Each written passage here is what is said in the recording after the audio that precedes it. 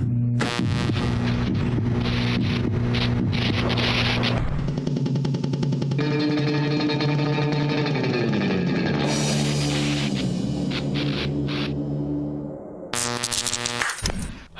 I'm Herb, and welcome to Pulse Television. On tonight's show, we listen to Friends of Corio Bay Action Group and see what they want netting stopped in Corio Bay. Craig checks out Blog's Day Out. Lisa gets up close and personal with chickens. Liz enjoys Dean's March Festival, and Ain sings for us. First up, here is Lisa at Narana Creations in Grovedale. Today we're visiting Narana Creations, an Aboriginal Cultural Centre on the Torquay Road, just about 10 minutes from the CBD. Now, it could be all boomerangs, billabongs and bush tucker, but let's go and find out.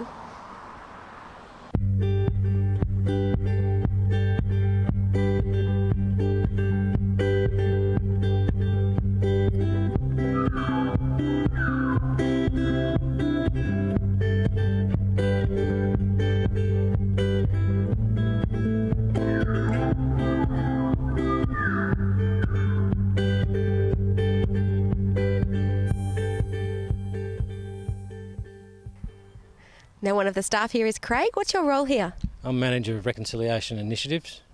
What does that really mean? I manage the retail store and I manage the grounds all around the area we have here, along with a couple of other managers, Jodie Rishka, who manages the cafe and client facing, and Nicholas Bosley, who's in charge of all our cultural education. How long has this centre been here? It's been here for over 20 years. It was originally started by Uncle Vince Ross. Yeah. So about 25 years. Yeah. And what's the main aim of the centre? We do a lot of cultural education. We get a lot of school groups locally and as far away as Bendigo and Bacchus Marsh. Bring school groups through to learn about our culture. We've got a souvenir shop, mainly for passing tourists to come by and grab a souvenir to take back overseas with. And we've also got a newly opened cafe which serves Indigenous food along with Western food. So a bit of bush tucker? Yeah, a bit of bush tucker, yeah. Now, you said overseas tourists. How far afield have they come from? Oh, everywhere. We had a bus load from Russia a couple of weeks ago, and a lot of Americans and English and Japanese, so all over the place. Yeah. Do they get their hands on some of the other artefacts? I think everybody that comes into the shop tries to have a go at the didgeridoo. But everybody, it's a pretty hands-on sort of a place, so anybody can come through the shop and pick up and touch everything that they want. But also in our exhibition centre, there's a lot of artefacts that they can touch and a lot of paintings they can touch and see. And yeah, I think we should go and have a look around. Yeah, no worries, let's go.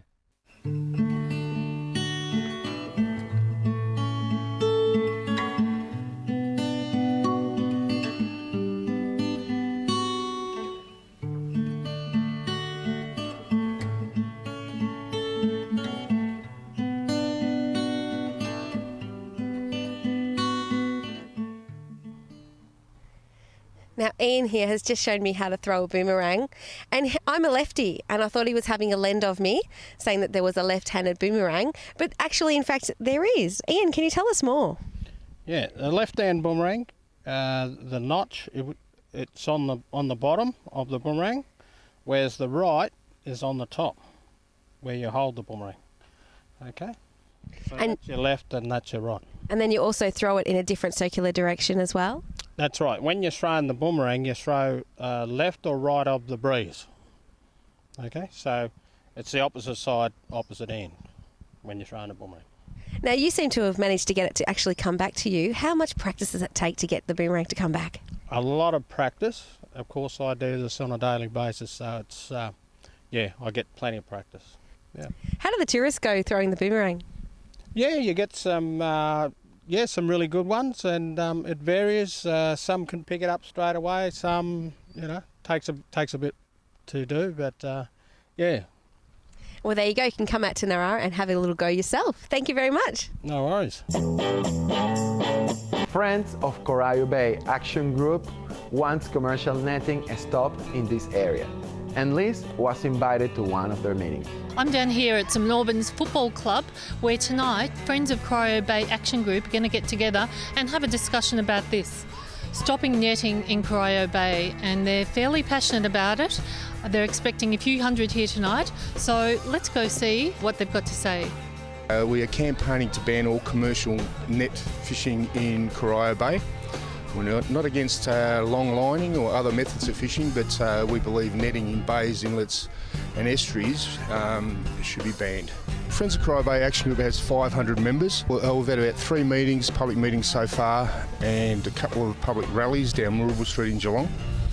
The Friends of Corio Bay Action Group was was formed about a year ago, and we understand the benefits socially and economically for Geelong, and as we know, Geelong needs all the help it can get at the moment. The jewel in Geelong's crown, Corio Bay, it has now been changed to the Dead Sea. These people indiscriminately take everything they can. What they don't take, they kill. They drag the grass beds where the fish grow up, and anywhere they can put a net down, they will.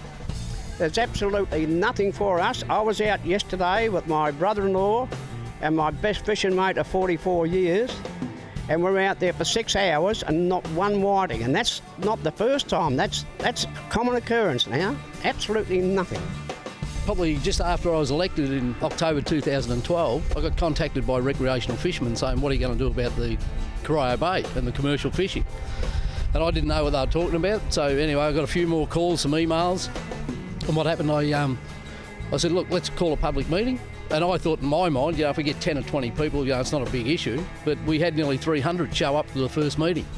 And we've been meeting every Wednesday on a weekly basis, if not a fortnightly basis. And we've just been really getting out there saying that we need to do something about the bay. We're not against commercial fishing, but we are against commercial netting in the bay. We believe 70% of all commercial netting occurs in this bay.